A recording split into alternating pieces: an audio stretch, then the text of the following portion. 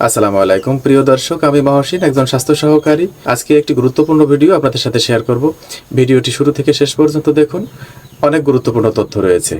প্রিয় দর্শক, আজ আমরা এই ভিডিওতে জানব হাম রোগ কী, কিভাবে হাম ছড়ায়, এর লক্ষণ, চিকিৎসা এবং প্রতিরোধের উপায় কী। তো চলুন বন্ধুরা, আমরা প্রথমেই জেনে নিই হাম রোগ কী। হাম একটি মারাত্মক ছোঁয়াচে রোগ। এটি বাতাসের সাহায্যে মানুষের থুতু কাশির মাধ্যমে ছড়িয়ে থাকে। বাংলাদেশ সরকার পূর্বে শুধু হাম রোগের টিকা দিত, কিন্তু বর্তমানে হাম রুবেলা রোগের টিকা দেওয়া হয়। হাম রোগের প্রথম লক্ষণ হলো উচ্চ জ্বর।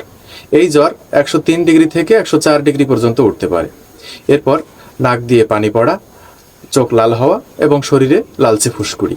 তবে সহজ ভাষায় আমরা যদি হাম রোগ চিনতে চাই, তাহলে বুঝতে হবে আগে জ্বর পরে র্যাশ।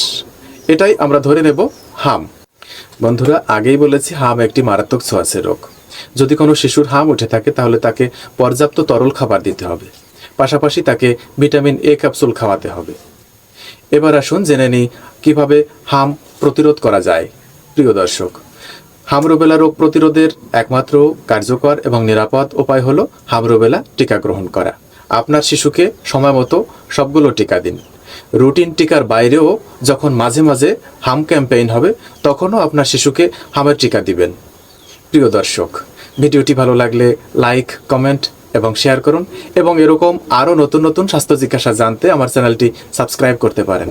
স্বাস্থ্য সহকারী হিসেবে আমি সবসময় আপনাদের পাশে আছি। ধন্যবাদ।